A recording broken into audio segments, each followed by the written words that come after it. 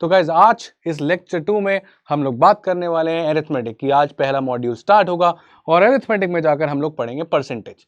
So guys this is your host for the today Rahul Batla and I am CAT 99.8 percentile in quant and overall 99.5 plus percentile. Background IIT Roorkee आप लोग सब जानते ही हो. This is just for new GMAT people. तो guys, let's begin today's game. Right? But before we begin, here you have a QR code and a link.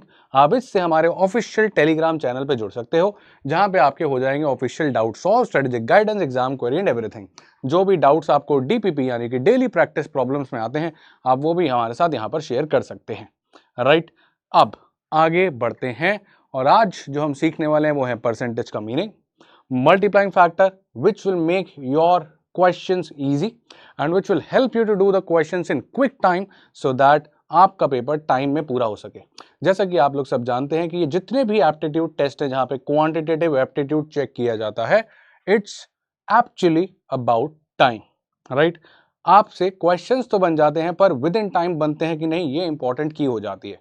The idea is कि आपको उन 45 minutes में ये सारे दिए गए क्वेश्चंस 21 खत्म करने हैं. राइट? सो मल्टीप्लाइंग फैक्टर आपकी परसेंटेज कैलकुलेशंस को फास्ट बना देगा. Then will apply these applications of percentages in problem solving questions and data sufficiency questions. Right? I hope आपको अभी तक डेटा सफिशिएंसी क्वेश्चंस क्या होते हैं मालूम होगा. नहीं भी होगा तो हम आज के लेक्चर में कवर कर लेंगे. तो first 15-20 minutes, right, we will discuss the approaches of percentage and meaning. So this is your concept building stage, right? So here we are going to build your concepts. We are going to make you faster. So even if you know the basic percentage calculation, then also I'll recommend कि आप इसको थोड़ा सा देख लो. Why? Because here we'll have those little hacks which will make you faster. Then we'll apply these concepts in problem solving and data sufficiency questions. So without wasting any more time, let's go ahead and understand what is the meaning of percentage. Percentage क्या है? आपने अक्सर इस तरीके की statements तो सुनी होंगी, 20% ऑफ 400 लेट्स से. अब इसका मतलब भी आप लोग जानते होंगे, कहीं ना कहीं हम लोग सीधा कैलकुलेशन कर देते हैं, पर एक्चुअल मीनिंग क्या है वो समझते हैं. देखो 20 is as it is, but ये जो परसेंट है ना, ये है पर और सेंट, दो वर्ड से बना है. दैट इज पर एंड सेंट. पर का मतलब होता है अपॉन, सेंट मतलब सेंचुरी विच इज 100, ऑफ का मतलब मल्टीप्लाई, 400 ऐसा का ऐसा. So this is actually a 20% of 400. Now see, if I write it down in equation, I have 20 per cent, that is 100, multiply which is of into 400. So this is the meaning of 20%. right? यहां से दो zero cancel out हो जाते हैं और आपको मिलता है 80. एक्चुअली में ये मीनिंग होता है परसेंटेज का. राइट? अब जीमैट जो है वो कभी कभी प्ले करता है आपके साथ. राइट? वो जरूरी नहीं आपको 20% ऑफ 400 निकालने को बोले. वो हो सकता है आपको सिर्फ बोल दे कि भाई 30% क्या होता है. Now the idea is he is asking you कि 30% डेसिमल फॉर्म में क्या होता है. सो जैसा कि मैंने आपको परसेंट का मतलब बताया, 30% का सिंपल सा जीमैट में मतलब है that is 30% which is nothing but 0.3. So a percentage can also be written in a decimal form. यहां मैंने 30% को डेसिमल फॉर्म में लिख दिया. अब ये किसी का 30% निकालना है, 0.3 से मल्टीप्लाई कर दो, सेम बात है. राइट? तो ये भी हमको आना चाहिए. कैसे, क्यों, वो सब समझेंगे when we'll see the questions. Percentage as decimal. GMAT is going to give you a simple question like this. अब हो सकता है कि आप बोलोगे सर ये 20% क्या है, 20% ऑफ क्या लगाऊं मैं. ये 20% तो किसी ऑफ का ही निकलता है, किसी नंबर का 20% नहीं. GMAT में 20% itself is a number in a decimal form. यानी कि इस तरीके का क्वेश्चन आया तो I can simply write it down as 0.6 plus 20% plus 0.05. All right? Now if you see we can easily calculate this. We have 0.6 plus 0.2 plus 0.05. Add करेंगे 0.6, 0.2, 0.8 और 0.05 यानी कि 0.85 आपका आंसर आ गया. As simple as that. तो ऐसी चीजें भी जीमैट कर सकता है. So now you need to know that percentage किसी नंबर का नहीं निकलता. Percentage itself can be written और रिप्रेजेंटेड एज अ डेसिमल. अब अगर ये समझ में आया तो ये वाला क्वेश्चन आप होमवर्क में करना. राइट? Fraction addition. बस ये जो 80% है इसको याद रखना. आप 80/100 लिख देना, विच इज नथिंग बट 4/5 जब आप 20 से कैंसिल आउट करोगे. रेस्ट ये ऐसा का ऐसा रह जाएगा. यहाँ पे लिखा होगा आपके पास 3/5. ये आपका कट जाएगा 2 से एंड यू विल हैव 2 13 जा एंड 2 5 जा. ऐड करके जो भी आंसर है कमेंट में बता देना। क्लियर? राइट? अब आप समझ गए हो कि एक परसेंटेज कुछ नहीं, एक डेसिमल नंबर ही है। 20% यानी 20/100 विच इज 0.2, 80% मतलब 80/100 विच इज 0.8, 20/100 0.2 चमकता है। इसी तरीके से अब आप समझ पा रहे होगे, अगर मैं आपको 30% बोलता हूं दैट इज 30/100 दैट इज 0.3, मैं 45% बोलता हूं that is 45/100 which is 0.45, you can easily convert percentage into decimal. Done है? चलो आगे बढ़ते हैं। Let us talk about this question. Now see you have two ways of doing it.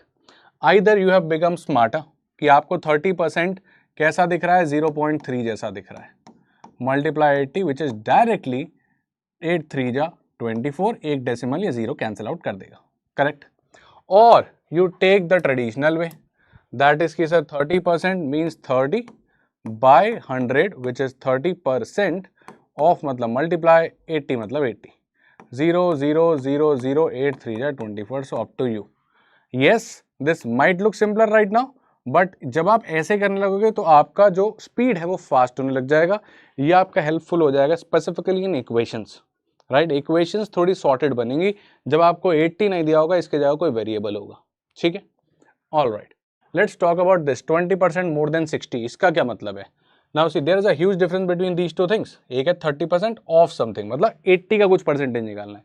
This is 20% more than 60, that means कि 60 तो है ही, right?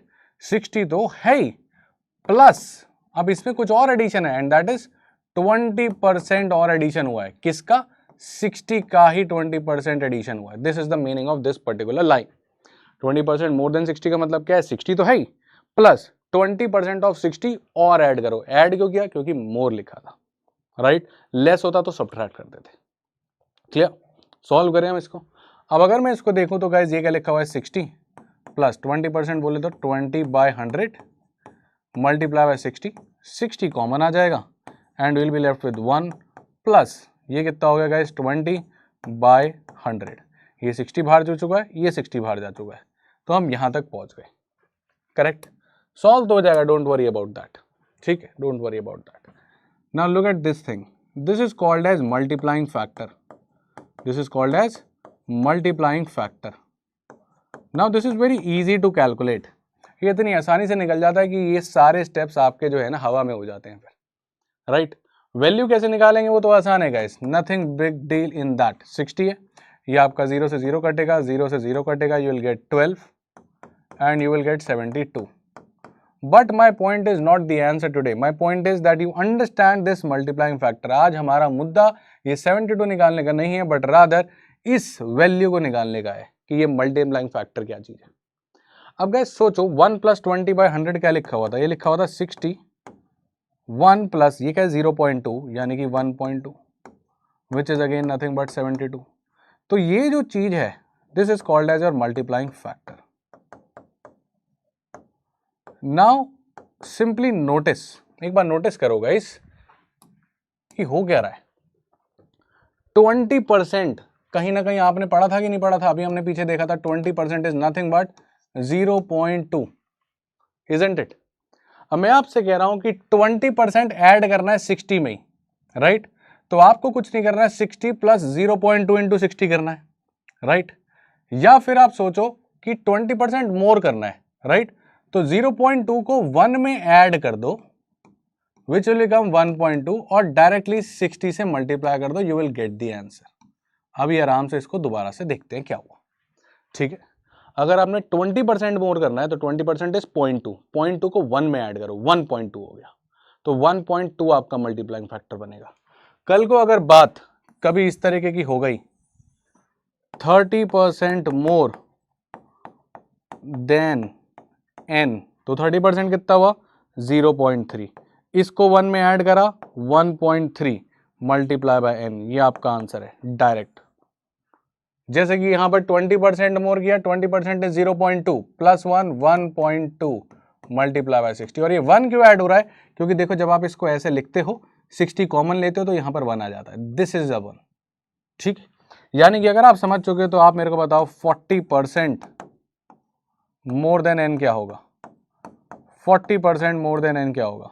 40% मतलब 0.4, 1 add करो 1.4n, ये 1 ऐड करना मत भूलना, 0.4 मल्टीप्लाई कर दोगे that will become 40% of n, but we are not talking about 40% of n, हम बात कर रहे हैं 40% ऑफ n तो है ही है, प्लस n और है 40% मोर देन n, तो पहले n लेकर आओ और फिर 40% ऑफ n लेकर आओ, 40% ऑफ n कितना हो गया 0.4n, n पहले ही पड़ा है 1.4n हो गया ना, यहाँ से दिख रहा है ना, 60 तो पहले ही पड़ा है, 20% मतलब 0.2 इंटू 60 ऐड कर दिया 1.2। अगर ये समझ गए तो अब आपकी इक्वेशंस मेकिंग बहुत फास्टर हो जाएगी। जैसे कि अगर मैं इधर बात करूं 20% ऑफ 80, जब ऑफ लिखा है तो सीधा मल्टीप्लाइंग फैक्टर 0.2 हो गया, मल्टीप्लाई बाय 80 कर दो, कितना हो गया बेटा 16 आंसर आ गया, करेक्ट। बट 40% मोर लिखा हुआ है तो 40% होता है 0.4, मोर लिखा है तो 1 ऐड करो विच विल बिकम 1.4 इंटू 60, कितना हो गया बेटा ये 84 और 8 पॉइंट आपका हो जाएगा 84 हो जाएगा, राइट, क्लियर, डन। पॉइंट हटाओ, जीरो लगा हटाओ, गेम खत्म। 30% ऑफ 80 ऑफ लिखा है तो सिंपल 30% हो गया 0.3 मल्टीप्लाई बाय 80, कितना हो गया बेटा 24, फास्ट हो गए। 10% मोर, 10% कितना होता है बेटा 0.1, मोर लिखा हुआ है मतलब 1.1 होगा, 1 ऐड करना पड़ेगा, मल्टीप्लाई बाय 60 कितना हो गया 66, पॉइंट हटाओ जीरो हटाओ, क्लियर। अगर समझ में आया तो अगले दोनों आप अपना आराम से घर पे होमवर्क कर सकते हो, 100% से घबराना मत। 100% कितना होता है बेटा 100/100 यानी कि 1 और ऐड करो कितना हो गया 2 मल्टीप्लाई बाय 60 दैट इज 120। यहाँ पे 100% ऑफ बोल रहा है तो 100/100 कितना हो गया 1 इंटू 80 ही हो गया। तो अब ये याद भी रख सकते हो कि 100% of a number is number, clear. भाई एक नंबर का 100% ही ले आया तो सारा ही ले आए हो, दैट इज इट, क्लियर। ये भी कहानी क्लियर हो चुकी होगी मेरे ख्याल से 2 इंटू 60 120 वाली, ठीक है। तो गाइज हो क्या रहा है, एक बार आराम से अगर समझ में आ गया तो बहुत बढ़िया, अदरवाइज वीडियो को पॉज करो और एक बार तसल्ली से इसको समझ लो क्योंकि ये हम आगे वाले क्वेश्चन में डायरेक्टली लगा रहे होंगे, ठीक है। Basically if you talk about 20%, 30%, 100%, सबको मैं मन में 100 से डिवाइड खींचा रहा हूँ, 20/100 0.2, 30/100 0.3, 100/100 1, ऑफ का मतलब मल्टीप्लाई, जो नंबर है वैसा का वैसा लिख दिया, सॉर्टेड। यहाँ पे ऑफ नहीं है मोर है तो 40% 0.4, मोर है तो मतलब ये नंबर तो पहले था ही तो 1 ऐड कर दिया 1.4 हो गया। 10% मतलब 0.1, 1 ऐड कर दिया 1.1 हो गया। 100% मतलब 1 ऐड कर दिया यानी 2 हो गया। तो अगर मोर है तो एक बढ़ा दो 1, ठीक है, क्लियर। आगे बढ़ते हैं गाइस, अब बात कर रहा है लेस की। अब अगर मैं आपसे बात करूं 20% लेस देन n, तो वापस से देखो क्या हो रहा है। अब यहाँ पर n तो था ही पर आप सब्ट्रैक्ट कर रहे हो कुछ, कितना सब्ट्रैक्ट कर रहे हो 20%, 20% किसका n का ही। अब वापस अगर आप n कॉमन ले लोगे तो देखो क्या आ रहा है 1 बचा माइनस 20/100 यानी कि 0.2, n तो बाहर पड़ा हुआ है, इजंट इट। यही चीज देखो हम वापस वहां पहुंच गए, कहाँ पहुंच गए हम, n तो है ही, 1 में से कुछ सब्ट्रैक्ट करना है। मोर में क्या हो रहा था 1 में ऐड कर रहे थे, लेस में क्या होगा 1 में सब्ट्रैक्ट करेंगे, करेक्ट।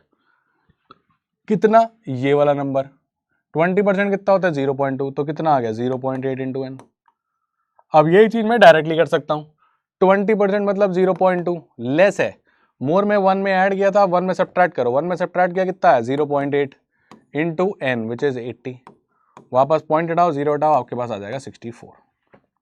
30% लेस, अब 30% कितना होता है 0.3, 1 में ऐड करोगे सब्ट्रैक्ट, सब्ट्रैक्ट क्यों, क्योंकि लेस था तो 1 minus 0.3 that is 0.7 multiply by 80 which is again nothing but 56। 10% less than 80, 10% मतलब 0.1, लेस है मतलब 1 में से minus which is 0.9 multiply by 80 that is equals to 72। So you just have 3 things to remember.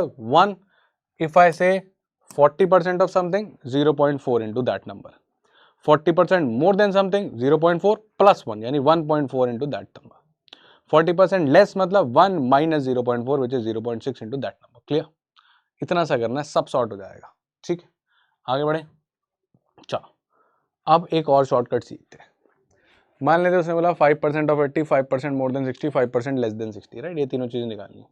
एक तरीका है मल्टीप्लाइंग फैक्टर से जाऊं, 5% होता है कितना 5/100 यानी कि 0.05, 0.5 मत लिख देना, 5% मतलब कितना बेटा 5%, which is nothing but 0.05 not 0.5, तो 0.05 इंटू 80, या तो मैं ऐसा कर लूँ 5% मोर का मतलब वापस क्या हो गया 5%, यू हैव कैलकुलेटेड 0.05 है, मोर है तो 1 में ऐड करो 1.05 इंटू 60 हो जाएगा। यहाँ पर लेस है तो क्या हो जाएगा 0.05 आया, लेस है तो 1 में से माइनस होगा 0.95 इंटू 60 आ जाएगा। But now this will be a little difficult to calculate, मेहनत लगेगी इसको कैलकुलेट करने में। तो हमारे पास एक और शॉर्टकट है, अगर 10, 20, 30, 40, 50% है तो लास्ट पेज की तरह कर लेंगे, आसान है। पर 2 डेसिमल प्लेस आने लगे, अब ये नंबर है मल्टीप्लाई करना पड़ेगा या 105 इंटू 60 करना पड़ेगा, और सिंपल सॉल्यूशन देखते हैं। देखो 5% ऑफ 80 निकालना है, तो एक काम करो 10% ऑफ 80 निकाल लो।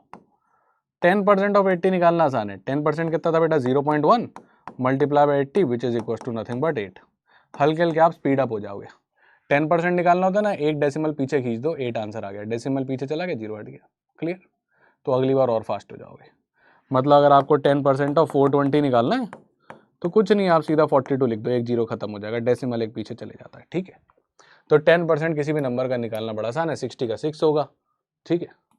बट आज हमें किसका निकालना है, हमें निकालना है 80 का। तो आप 80 का 10% निकाल लो, which you can easily calculate as 8। आपको कैसे 10 का क्या फायदा, मतलब 5 निकालना था बेटा, बड़ा सिंपल है। 5% ऑफ 80 क्या होगा, अगर 10% 80 का 8 था तो 5% 80 का 4 होगा, आधा। जब 10% 8 है तो 5% कितना होगा 4 होगा, सिंपल एज दैट। हवा में खत्म हो जाएंगी चीजें, slowly slowly will become faster. Now you tell me 5% of more than 60 का मतलब क्या है, आप मेरे को बताओ। 10% ऑफ 60 कितना था, 10% ऑफ 66 था, मैंने बताया एक डेसिमल पीछे खींचो, तो 5% ऑफ 60 कितना हो जाएगा, 5% ऑफ 60 हो जाएगा इसका आधा 3। तो हमको 3 मोर देन 60 करना है, आंसर हो गया 63। 60 में 5% ही तो ऐड करना है, 5% 3 है तो 60 में 3 ऐड करो 63। ऐसे यहां पर करो भाई, 10% ऑफ 60 कितना था, 10% ऑफ 60 था आपका 6, 5% कितना हुआ, 5% हुआ 3। आपको 5% यानी कि 3 लेस करना है 60 से, तो 60 माइनस 3 कितना हो गया 57। आपकी सारी ये कैलकुलेशन बच गई। एक बच्चा ये मल्टीप्लाई कर रहा है, एक ने डायरेक्ट कर लिया, एक बच्चा ये मल्टीप्लाई कर रहा है, एक ने डायरेक्ट कर लिया, कैलकुलेट कर लो सेम आंसर आएगा। So these are the 2 tricks which I am going to use, multiplying factors and aptitude, right. आपको भी हल्के हल्के आदत डालनी है, क्लियर। आगे बढ़े चलें, alright. Now it's time to apply these tricks in our questions. तैयार हो? नाउ आई होप कि आपने यहाँ तक लेक्चर को आराम से तसल्ली से देखा है, and now you are going to try these questions on your own. Video को पॉज करना, खुद से ट्राई करना और फिर प्ले करना, और अगर पीछे कुछ भी क्लियरिटी किसी भी जगह पे अगर नहीं आई है तो उसको रिपीट पे देखो, ताकि उन चीज़ों को आप यहाँ पे अप्लाई करो। रिमेंबर, ट्रेडिशनल अप्रोचेस भी सीखिए, पर उससे जाना जरूरी नहीं है, शॉर्ट फॉर्म में जाना पड़ेगा, टाइम के में खत्म करना है। तो चलिए पहला क्वेश्चन देखते हैं, इजी वन, प्रॉब्लम सॉल्विंग। 6/10 की power 4 equals to x%, what is the value of x/100। मैं एक बार स्क्रीन से हट जाता हूँ, आप तसल्ली से खुद से ट्राई कर लो। आई होप आपने ट्राई कर लिया होगा, मैं करने जा रहा हूँ, ठीक है। देखो आपको लिटरल मीनिंग पे जाना है परसेंटेज के। 6/100 नहीं है, 10 की पावर 4 है, ध्यान रखना, तो 4 जीरो लगा दिया आपने, इक्वल्स टू x% यानी कि 100। यहां से आसानी से x निकाल लो, ठीक है। x% को लिख दिया मैंने, x/100। ये 2 जीरो कटे, 2 जीरो कटा, x की वैल्यू कितनी आ गई बेटा 6/100 यानी कि 0.06। 200 है तो 2 डेसिमल प्लेस पीछे चले जाएगा। What is the value of x/100, हमें x नहीं निकालना, हमें निकालना है x/100। तो बेटा x/100 कितना हो गया, x/100 हो गया, x है 0.06/100, तो 2 डेसिमल पीछे और जाओगे यानी 0.0006। पहले 2 डेसिमल प्लेस थी, अब 4 हो जाएंगी। तो आंसर क्या होगा बेटा, ऑप्शन नंबर बी। आगे बढ़ो, this is the correct answer. अगर आपका आ गया तो बहुत बढ़िया, आप मीनिंग ऑफ परसेंटेज तो समझ चुके हो, पहली चीज तो सॉर्टेड है, ठीक है। अगले क्वेश्चन पे चलते हैं, मैं फिर हट जाता हूँ बेटा। Try out this question, right total on variable and then I will solve it.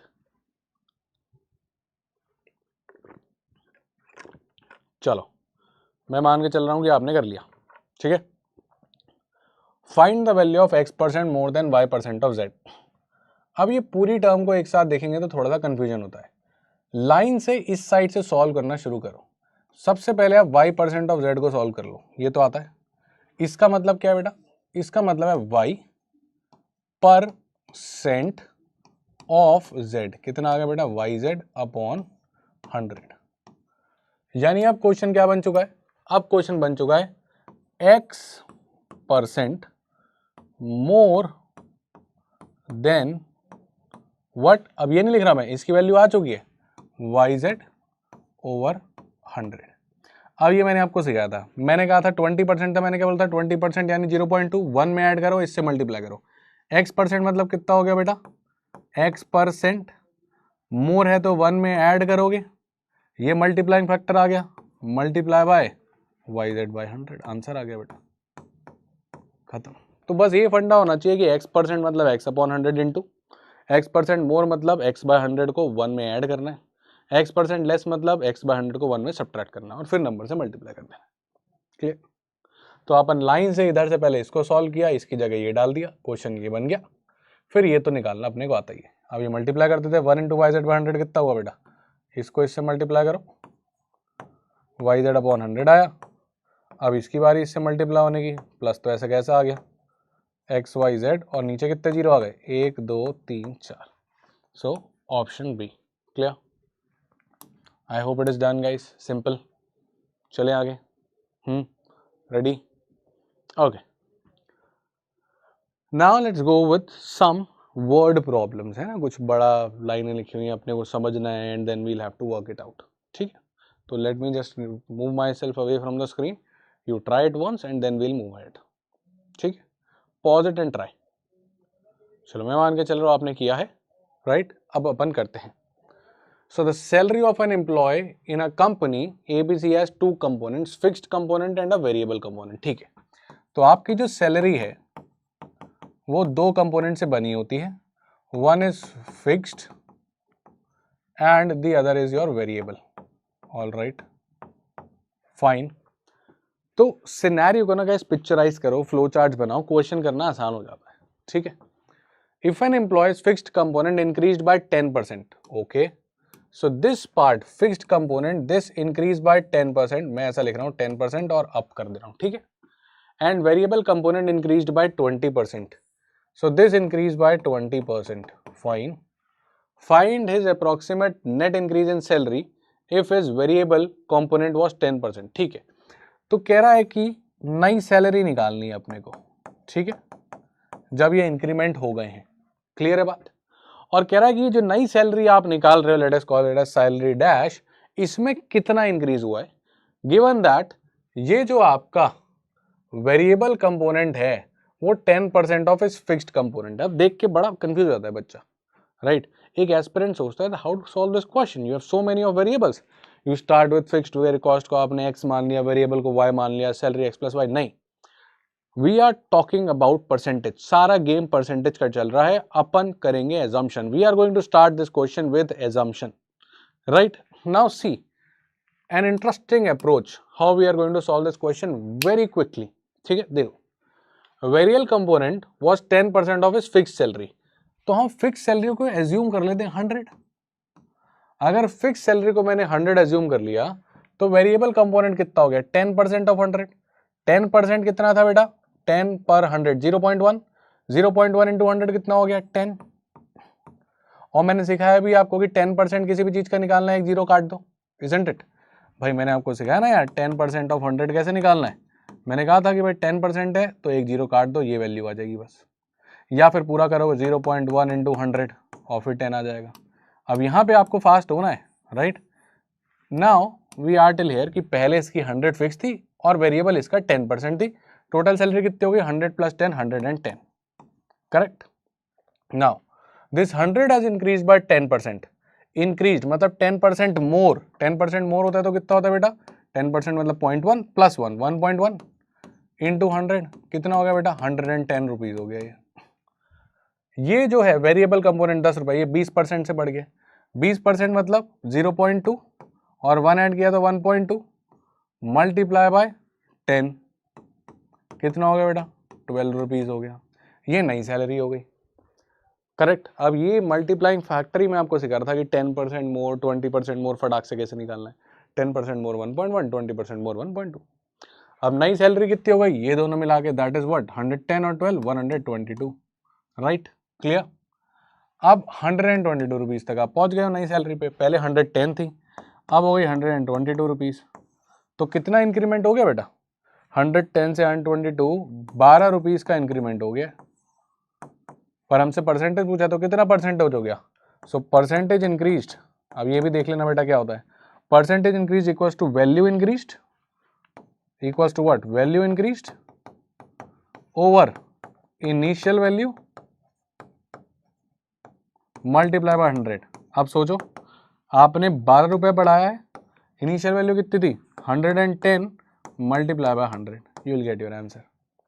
Zero से जीरो कैंसिल आउट हुआ, right. So we are down to what 120 by 11 which comes out to be 110, right. तो 0.100 हो जाएगा 9, 110 हो जाएगा 10.90%। So it is closest to 11% answer, clear, चमक गया।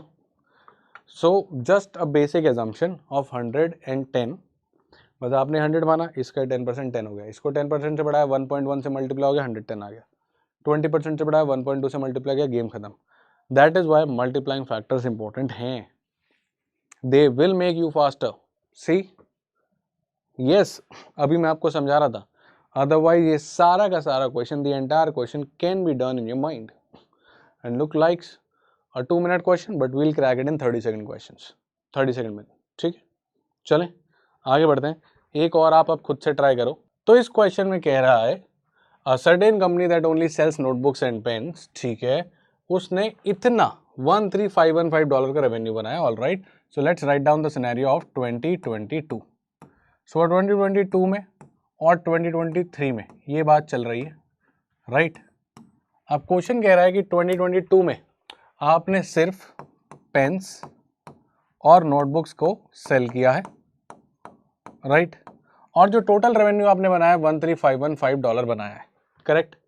Now what happened is, now notebook का जो रेवेन्यू है, revenue from notebook increase by 20%। तो यहां से जब आप यहां जा रहे हो तो 20% बढ़ जा रहा है revenue, but the revenue from pens decreased by the same percentage, same मतलब 20। तो पेन्स का जो रेवेन्यू है वो 20% डिक्रीज हो जा रहा है, all right. Find the increase in net revenue of the company in year 2023, right, if the revenue from pen was half the revenue from notebook, ठीक है। तो गाइज अब ये नंबर जो है ना ये बड़ा गंदा है, 13515। अब इसको जैसे मैंने लास्ट वाले क्वेश्चन में एजम्पशन से किया था, मैं फिर एजम्पशन से सॉल्व कर देता हूँ, और लास्ट में हम एक रेशियो लगा लेंगे या यूनिटरी मेथड लगा लेंगे, जिससे हम हमारे किए गए एजम्पशन को एक्चुअल वैल्यूज यानी 13515 के हिसाब से कन्वर्ट कर देंगे। कंफ्यूज्ड? अभी मजा आएगा और क्लियर करेंगे, पर पहले एजम्पशन लगाते हैं, जैसे पिछले वाले क्वेश्चन में हमने एजम्पशन टेक्निक लगाई। तो देखो क्या कह रहा है, यहां से एजम्पशन शुरू करते हैं। Find the increase in net revenue of the company in year 2023 if the revenue from pen was half the revenue from notebook, ठीक है। तो नोटबुक का हम मान लेते हैं $100 और पेन का हो गया इससे आधा यानी कि $50, करेक्ट। नाउ क्या हो रहा है, यहां पे आपका 20% बढ़ गया, 20% मतलब 0.2, और क्योंकि बढ़ गया है तो 1 ऐड हो जाएगा, दैट इज 1.2। अब 1.2 को 100 से मल्टीप्लाई करो, कितना आएगा बेटा, $120। अब तो सीख चुके हो मल्टीप्लाइंग फैक्टर। 20% डिक्रीज, 20% मतलब 0.2 डिक्रीज हुआ है तो 1 में से माइनस, कितना हो गया 0.8, 0.8 मल्टीप्लाई करो बेटा 40 से, कितना आ गया $40। पिछली बार 100 प्लस 50 $150 का रेवेन्यू था, इस बार 120 प्लस 40 $160 का रेवेन्यू हो चुका है, करेक्ट। इतना सिनेरियो जब आप खुद से करोगे तो आपको कोई टाइम लगने वाला है नहीं, this will be very quick, you can do it in 30 seconds. तो दिस इज आवर एजम्पशन। अब हम इसको एक्चुअल आंसर तक लेके जाएंगे और हम इसको कन्वर्ट करेंगे विद रियल सिनेरियो, जिसमें हम लोग लगाने वाले हैं यूनिटरी मेथड, राइट। क्या लगाने वाले हैं, यूनिटरी मेथड और रेशियो। अब देखो कि कैसे हम इन वैल्यूज को एक्चुअल वैल्यू के हिसाब से कंफर्म कर देंगे, ठीक है। देखो बस सुनो आराम से, लास्ट ईयर 2022 में रेवेन्यू था $13,515, ये रियल सिनेरियो था। और आपके एजम्पशन के हिसाब से 2022 में कितना रेवेन्यू आया? 50 + 100 यानी 150। यानी आपका जो $150 आ रहा है क्वेश्चन के हिसाब से वो $13,515 होता है। सही बात है कि नहीं? यानी ये एक रेशियो, ये एक कनेक्ट हमें मिल चुका है। जो क्वेश्चन में दिया था उसको हमने खुद निकाल लिया, अपने सिनेरियो में कनेक्ट तो मिल गया। सही हो गई बात? भाई इन्होंने कहा $13,515 रेवेन्यू आया 2023 में, हमने कहा हमारा तो 150 आ रहा है, यानी 150 की वैल्यू आज 13,515 के बराबर है। क्लियर? सेकंड क्वेश्चन पूछ क्या रहा है आपसे? क्वेश्चन कह रहा है find the increase in net revenue. हमारा इंक्रीज इन नेट रेवेन्यू कितना आ रहा है? 150 से 160 यानी कि $10। यानी हमारे एजम्पशन के हिसाब से ये जो इंक्रीज है ये है $10 का, राइट? तो क्वेश्चन के हिसाब से कितना होना चाहिए? मान लेते हैं $X। तो जिस तरीके से ये रिलेटेड है उसी तरीके से ये भी रिलेटेड होगा, रेशियो तो सेम रहेगा भाई, राइट? तो अब इसको कंपेयर कर देते हैं। कैसे? Simple, this upon this equals to this upon this कर दो, आंसर आ जाएगा। 0 से 0 कटा, करेक्ट? x इधर आ गया, 15 इधर आ गया, तो x की वैल्यू कितनी आ गई? 13,515 अपॉन 15।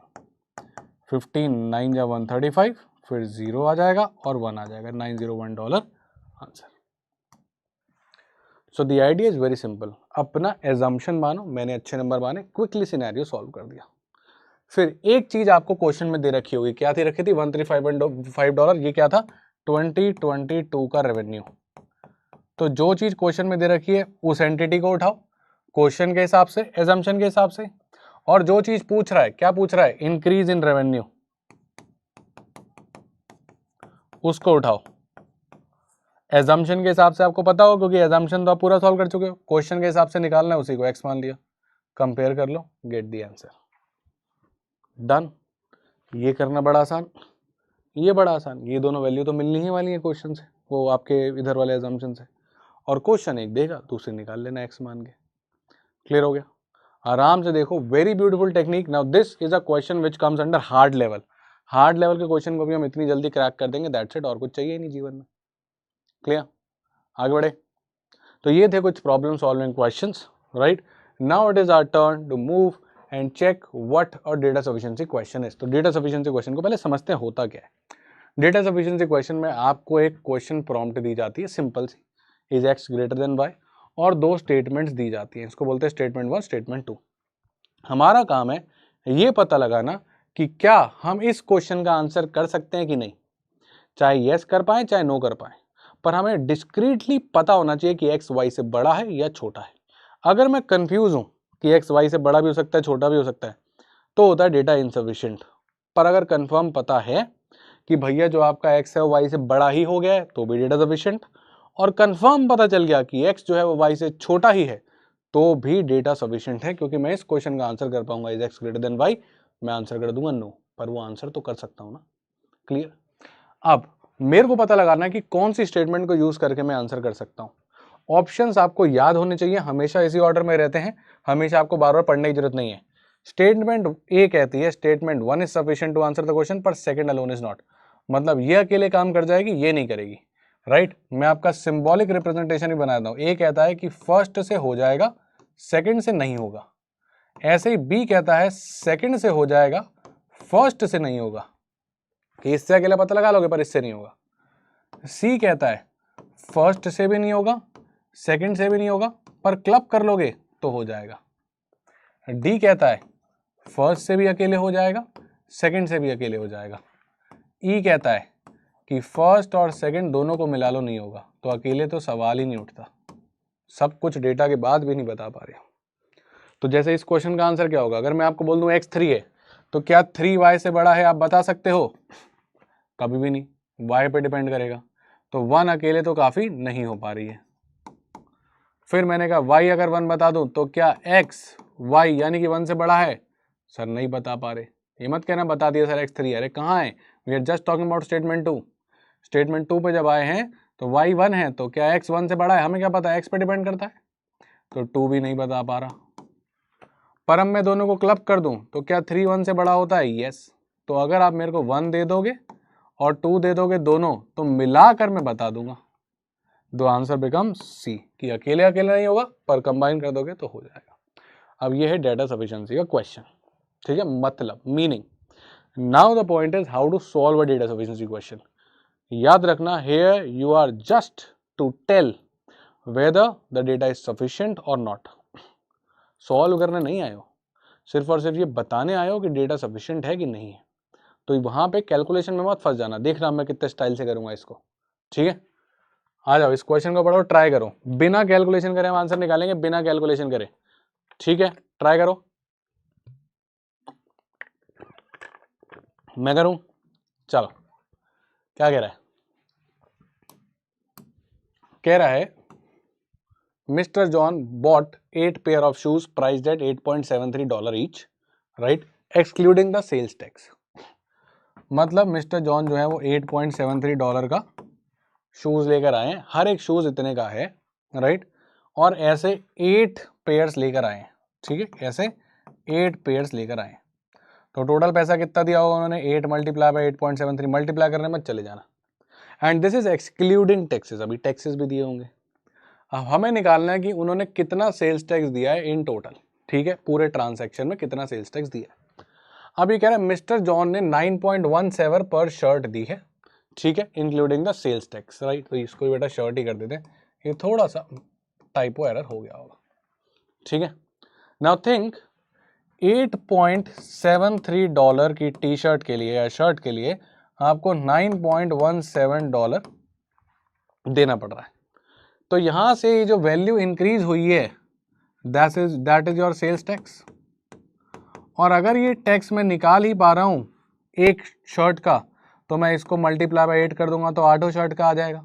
यही तो चाहिए, कैलकुलेट करने मत जाओ, डेटा तो सफिशिएंट हो गया, यानी फर्स्ट स्टेटमेंट अकेले काम कर देगी, इजंट इट। तो इस तरीके से सोचना, कैलकुलेट मत करना, जब माइनस कर रहे हैं फिर निकाल लेंगे, हाँ सर ये वैल्यू ना, वैल्यू निकालनी नहीं, सिर्फ और सिर्फ फास्ट बनना। क्लियर हुई बात। एक शर्ट में कितना टैक्स दिया पता चल जाएगा, माइनस होके आ जाएगा, 8 से मल्टीप्लाई करेंगे टोटल आ जाएगा, गेम खत्म, करेक्ट। आगे बढ़ते हैं, स्टेटमेंट 2 को अकेले मौका देते हैं हम। स्टेटमेंट 1 तो काम कर गई, स्टेटमेंट 2 की बारी। कह रहा the sales tax accounted for 1/20 of the entire transaction. तो जो भी एंटायर ट्रांजैक्शन हुआ होगा, कितना हुआ होगा, मान लेते हैं सेल्स टैक्स जो था, right, that was $X for 1 shirt, ठीक है। तो भाई इन्होंने कितना पैसा दिया होगा, $8.73, करेक्ट बात है कि नहीं, $8.73।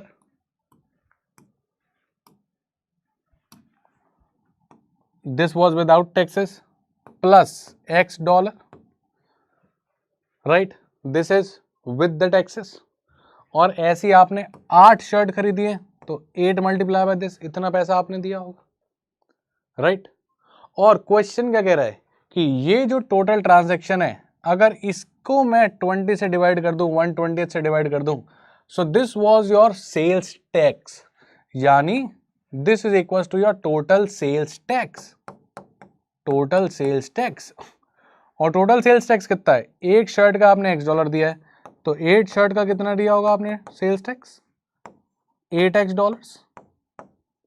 That means $8X, that is the total sales tax, एक का X, 8 का 8X, is equals to 1/20 of the total money, which is 8 into $8.73 plus $X upon 20. Now you don't have to solve this equation. ये नहीं करना है आपको, solve करने नहीं जाना है, बड़ी सिंपल सी बात है। ये इधर जाएगा 160X बनेगा, यहाँ से 8X बनेगा, सॉल्व कर कर आगे कुछ X की वैल्यू आ जाएगी ना, बस X आ गया तो उसका आ जाएगा भाई टोटल सेल्स टैक्स। सॉल्व करने थोड़ी जाना है, डोंट वेस्ट योर टाइम। क्या इस स्टेटमेंट से X आ पा रहा है, इक्वेशन से X आ पा रहा है, एब्सोल्युटली यस। और जब X आ ही पा रहा है तो अब आगे कुछ करने की जरूरत ही नहीं है, डेटा ऑटोमेटिकली सफिशिएंट हो गया, सेकंड अकेले से भी काम बन जाएगा, फर्स्ट सही बन रहा है, सेकंड सही बन रहा है, आंसर क्या हो गया D, both statements alone are sufficient to answer the question. Calculation में नहीं जाना है। अब इसको कैलकुलेट करेंगे, इसको कैलकुलेट करेंगे, जबरदस्ती का टाइम कंज्यूमिंग टास्क है, मैं क्यों करूं time consume, understood. That is how you solve a data sufficiency question, ठीक, क्लियरिटी आ गई। ये इक्वेशन समझ में आ गई। एक का हमने मान लिया कितना $X का टैक्स, तो एक शर्ट पे उसको कितना पैसा देना पड़ रहा है, प्राइस टैग का प्लस टैक्स, 8 का कितना देना पड़ रहा है, 8 इंटू दिस, टैक्स कितना बन रहा है 1/20 of entire transaction, 1/20 of entire transaction, ये हो गया टोटल टैक्स। और टोटल टैक्स कितना है, एक का एक्स था, 8 का 8x था, तो 8x इक्वल टू ये हो गया, सॉल्व हो जाएगा, आगे करने की जरूरत है ही नहीं। डन। चलो अगर क्रैक हुआ तो भाई अगले वाले को ट्राई करो, क्विकली आंसर आना चाहिए, ये हवा में ही आने लग जाते, right. You just have to see whether the data is sufficient और not. What is the sales of store XYZ in the year 2023? 2023 की हमके सेल्स निकालनी है, ठीक है, ऑल राइट। XYZ का 2022 से 2023 जाते हुए तक 20% इंक्रीज हुआ है, तो 2022 से जब इधर गए हो तो 20% इंक्रीज हुआ है, तो क्या मैं इसकी सेल्स निकाल सकता हूँ? नहीं, पता ही नहीं है कुछ, डॉलर वॉलर कुछ भी नहीं दे रखा। यहाँ पर अगर x है तो यहाँ 1.2x है, पर और क्या पता लगाऊं, कुछ है ही नहीं, वैल्यूज कहाँ से लाऊं। तो स्टेटमेंट 1 तो अकेले फेल हो गई। स्टेटमेंट 2 की अकेले बात करते हैं तो स्टेटमेंट 1 तो बेटा फेल हो चुकी है, राइट, इससे तो काम बना नहीं। अब बात करते हैं हम स्टेटमेंट 2 की। स्टेटमेंट 2 में हमको वापस क्या निकालना है, 2023 का। अब इसको इंक्लूड मत करना है, स्टेटमेंट 1 का पार्ट था। स्टेटमेंट 2 पे जब जा रहे हो तो इसको भी तो अकेले मौका दोगे जब इसको दिया था, अभी बाद में आएगा, सिर्फ स्टेटमेंट 2 कंसिडर करने वाले हैं। Sales of store increase by 10% और दिस फ्रॉम 2021 टू 2022। तो 2021 से जब 2022 जा रहे थे तो जो आपकी सेल्स बढ़ी है या तो वो 10% बढ़ी है या फिर वो 15023 बढ़ी है, ठीक है, $15023। सो कैन आई कैलकुलेट 2023 का सेल्स? Absolutely not. व्हाई? यहां से ये जो 10% और 15023 आपने मेरे को दिया है, इससे मैं क्या क्या निकाल सकता हूं, लेट्स चेक।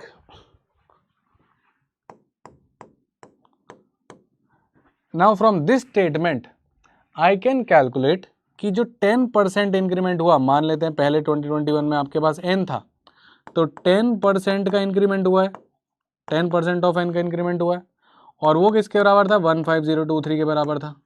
तो यहां से ये n तो आ जाएगा, 10% ऑफ इसका 15023 है, क्योंकि क्वेश्चन का कह रहा है या तो 10% बढ़े हो या 15023 बढ़े हो, तो इसका 10% 15023 है, तो इससे आपके पास 2021 की सेल्स तो आ जाएगी, फाइन, 2022 की भी आ जाएगी, फिर फाइन, इसमें ये ऐड कर दोगे तो निकालने नहीं जाना है, बस देखना है कि हम यहाँ तक पहुंच सकते हैं कि नहीं। पर हम यहाँ से यहाँ कैसे जा पाएंगे, ये वाली चेन तो दे ही नहीं रखी कि 2022 से कितना परसेंट बढ़ा या 2022 से 2023 में कितनी वैल्यू बढ़ी, तो स्टेटमेंट 2 भी अकेले फेल हो गई। पर अब बारी है 1 + 2 की। अब सारा डेटा यूज करो, यहां से यहां पे 20% इंक्रीज हो रहा है, काम बन गया। 10% of this equal to this बना, यहाँ से n आ जाएगा, यानी ये आ गया, इसमें ये ऐड करेंगे यानी कि ये n + 15,023 ये भी आ जाएगा, इसका 20% बढ़ाएंगे यानी 1.2 मल्टीप्लाई दिस कर देंगे तो 2023 भी आ जाएगा। अब कैलकुलेट करने थोड़ी जाऊँगा, यहाँ से यहाँ पहुँच पा रहा हूँ 10% और ये वैल्यू दिया है, यहाँ से यहाँ पहुँच पा रहा हूँ, क्यों, क्योंकि 20% इंक्रीज कर दूंगा इसका। एक बार 2022 आ गया, 20% दे रखा है तो 2023 तो आ ही जाएगा, और 2022 किससे आएगा, 2021 से, क्योंकि 10% ऑफ 2021 ये है, यानी कि दोनों को मिला दोगे तो काम हो जाएगा, यानी आंसर आ गया आपका C. Both statements together are sufficient to answer the question but neither alone is sufficient. ये करना है, कैलकुलेशन करने अगर आप जा रहे हो तो अभी तक आप डेटा सफिशिएंसी को समझे ही नहीं हो। कैलकुलेशन करने थोड़ी है यहाँ पे, पेपर सॉल्व करने हैं, right. And now let us see that how the data sufficiency is going to be tested in data insight, mixing it with the graphs। इस क्वेश्चन को सॉल्व करना है, ट्राई कर लो, फिर मैं करता हूं। The sales of a store M is given in the pie chart. What was the sales of cosmetics? Cosmetics की सेल्स निकालनी है, याद रखना सेल्स परसेंटेज में नहीं निकालना, y की वैल्यू नहीं निकालनी, सेल्स निकालनी है, ठीक है। अब देखो, before moving to the statements पहले कोशिश करो कि क्या आप इधर से कोई इक्वेशन बना सकते हो। अगर आप वो इग्नोर कर देते हो तो कहीं ना कहीं आप शॉर्ट ऑफ इक्वेशंस पढ़ते हो, आपको लगता है डेटा इनसफिशिएंट है। तो पहले जितना क्वेश्चन को रिजॉल्व कर सकते हो करो before going to the statements. Look at this, क्या यहाँ से मैं कोई इक्वेशन बना सकता हूँ? Absolutely yes. इन सब परसेंटेज का सम तो 100 होगा ना भाई, टोटल तो 100% ही है। तो अगर मैं इधर ऐड कर दूँ 16 + x + 20 plus 32 plus y equals to 100% होना चाहिए कि नहीं। यहाँ से इक्वेशन आ रही है अपने पास x प्लस वाई, ये कितना हो गया 30 50 60 62 68 68 उधर चला गया 100 माइनस 68, यानी कि अपने पास इक्वेशन आ रही है x plus y equals to 32। इस इक्वेशन को तो लेके चलना है, ये तो क्वेश्चन से ही आ रही है। अब बात करते हैं हम स्टेटमेंट 1 की। स्टेटमेंट 1 हमको बता रहा है x माइनस वाई 16 है, x प्लस वाई तो हमको पता ही है, क्वेश्चन से आ रहा है x प्लस वाई 32। इन दोनों इक्वेशन को, दो इक्वेशन दो वेरिएबल, मैं x निकाल लूंगा और मैं y निकाल लूंगा, करेक्ट, सही बात है। x आ चुका है, y आ चुका है। देखो सॉल्व नहीं करना है, वापस से ये सिखाना चाह रहा हूँ कि सॉल्व नहीं करना है। मेरे पास x भी है, मेरे पास y भी है, पर क्या मेरे को x और y निकालना है? मेरे को क्या निकालना है कि भाई कॉस्मेटिक्स की सेल्स कितनी हुई, $100, $200, $500। तो यानी कि स्टेटमेंट 1 तो इनसफिशिएंट हो गई, 1 अकेले से तो काम नहीं बन रहा है, क्योंकि कहीं भी कोई वैल्यू ही नहीं है, एग्जैक्ट वैल्यू डॉलर के टर्म में, परसेंटेज में काम बन जाएगा। अब स्टेटमेंट 2 पे चलते हैं। जब हम स्टेटमेंट 2 पे जा रहे हैं, अब इसको भूल जाओ, ये स्टेटमेंट 1 ने दिया था। अभी मेरे को क्या पता है, x plus y equal to 32 है, बस इतना पता है, करेक्ट। वहां से कह रहा है total sales from stationery was $8,000, stationery कितना है 16%, यानी पता चल गया कि 16% of total is equal to कितना है बेटा, 16% ऑफ टोटल है मेरे पास 8,000। तो यहां से मेरे पास टोटल की वैल्यू आ जाएगी कि टोटल सेल्स कितनी है। पर क्या एक्स वाई निकला? नहीं, क्योंकि x प्लस वाई की वैल्यू है, x और y की तो नहीं है। और जब तक y नहीं निकला है तब तक मैं ये कॉस्मेटिक्स कैसे निकाल पाऊंगा? तो फिर फेल हो गए, यानी स्टेटमेंट 2 भी काफी नहीं हुई। अब बारी है 1 एंड 2 को मिलाने की।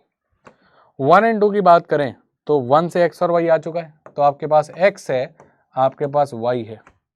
स्टेटमेंट 2 की बात करें तो मेरे पास टोटल आ चुका है।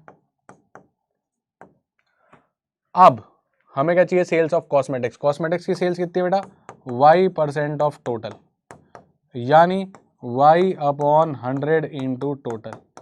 अब मेरे को बताओ क्या आपके पास y है? स्टेटमेंट 1 ने दे दिया था। क्या आपके पास टोटल है? स्टेटमेंट 2 ने दे दिया था। तो क्या मैं y और टोटल की वैल्यू को निकाल नहीं पाऊंगा? निकाल पाऊंगा। दिस इज योर आंसर, यानी कि 1 एंड 2 टुगेदर हो गया, यानी सी आंसर। दोनों मिलाओगे तो हो जाएगा, पर अकेले से नहीं होगा। Again, if you check, I did not solve anything. I'm not here to solve. I'm here to tell you whether the data is sufficient or not. अगर आप डेटा सफिशिएंसी को पूरा सॉल्व कर रहे हो तो फिर आपका टाइम कम ही पड़ने वाला है। Then don't complain about the time. अभी तक आप समझ ही नहीं पा रहे हो डेटा सफिशिएंसी क्या है फिर, right. 3 data sufficiency questions I did. I never calculated and the paper is going to show you worst numbers in data sufficiency. वो जानता है ये अगर कैलकुलेशन कर रहा है तो ये गलती कर रहा है, फंसाओ। क्लियर? आगे बढ़े। अब एक आखिरी क्वेश्चन डेटा सफिशिएंसी का करते हैं। द आइडिया इज आपको याद रखना, सॉल्व नहीं करना है, हवा में करना है। जस्ट चेक डेटा सफिशिएंट है कि नहीं। मैं हट जाता हूं, ट्राई करो।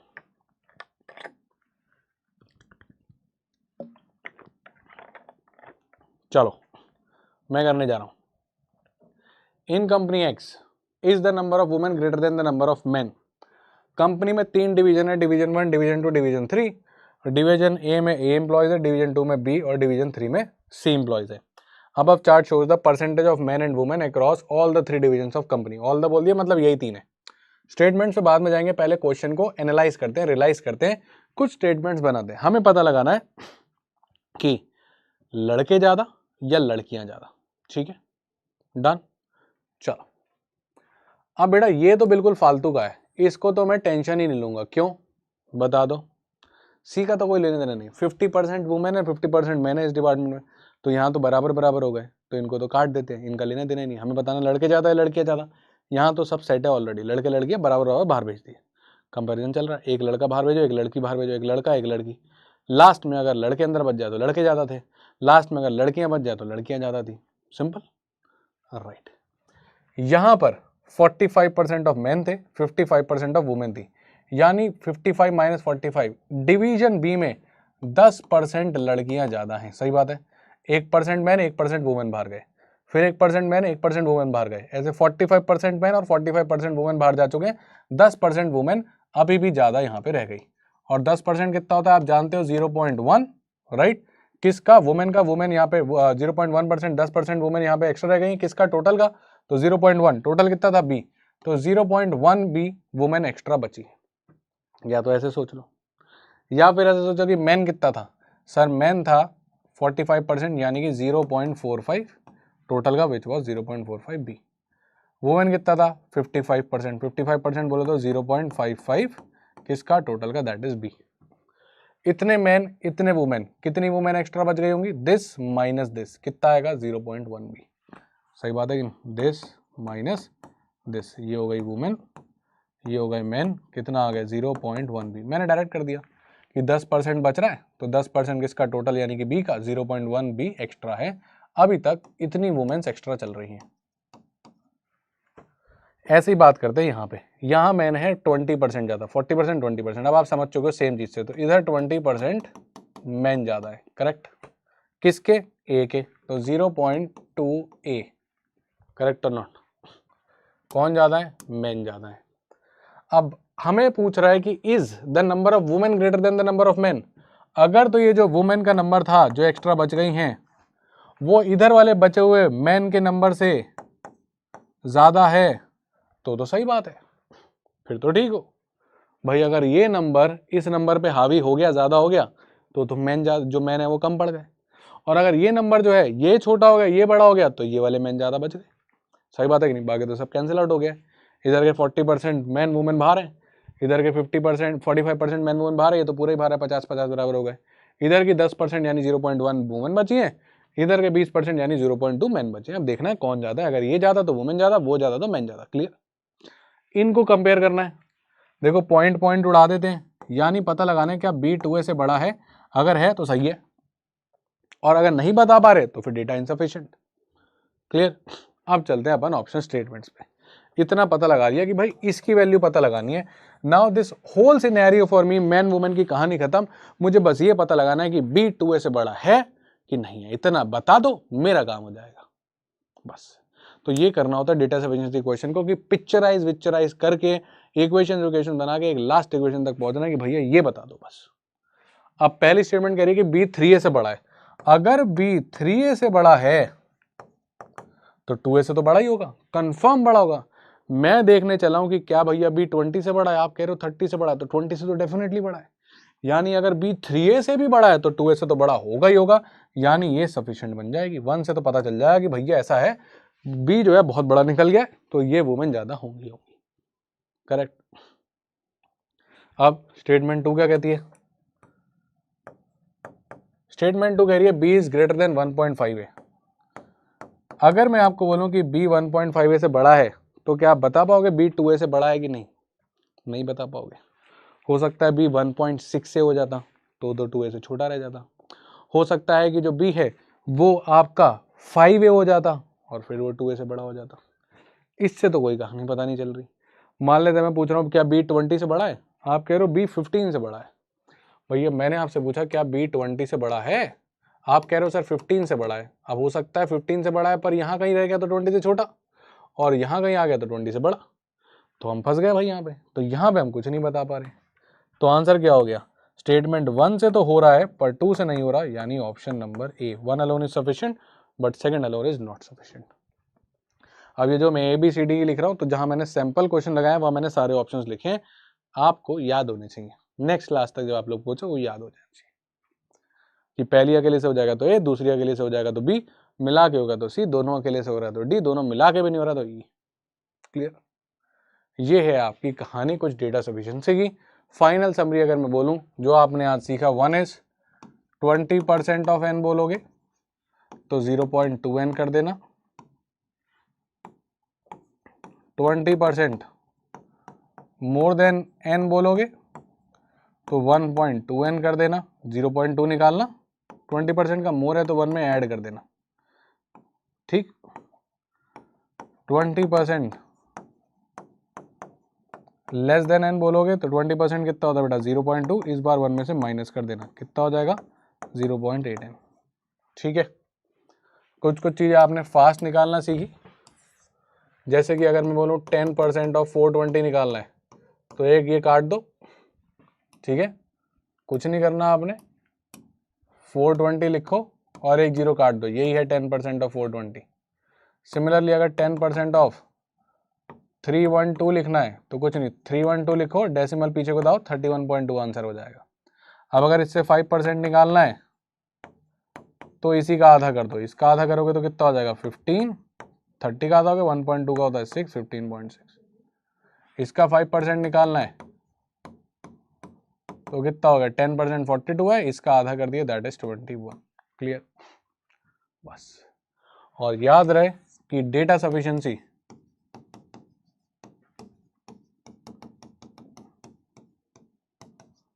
जो अब डेटा इनसाइड में आने वाला है वो किस तरीके से आ सकता है? इट कैन इन्वॉल्व ग्राफ्स, जैसा कि मैंने आपको दिखाया, it can involve pie chart, and remember it is never about solving,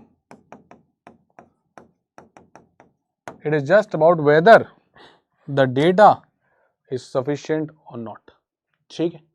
तो guys, I hope you enjoyed this lecture. This was the first lecture from my side for GMAT. Percentage में कुछ सीखने को मिला होगा, GMAT के percentage की approaches समझ में आई होगी। याद रखना, डेटा सफिशिएंसी में टाइम नहीं लगता है, आप उसको सॉल्व करने निकल जाते हो। आई होप आपको एजम्पशन टेक्निक भी समझ आई होगी, एजम्पशन प्लस यूनिटरी मेथड यानी वो रेशियो कन्वर्जन भी समझ में आया होगा। तो गाइज मिलते हैं अगले लेक्चर पे, तब तक के लिए take care, bye bye and enjoy your rest of the day. Bye and take care.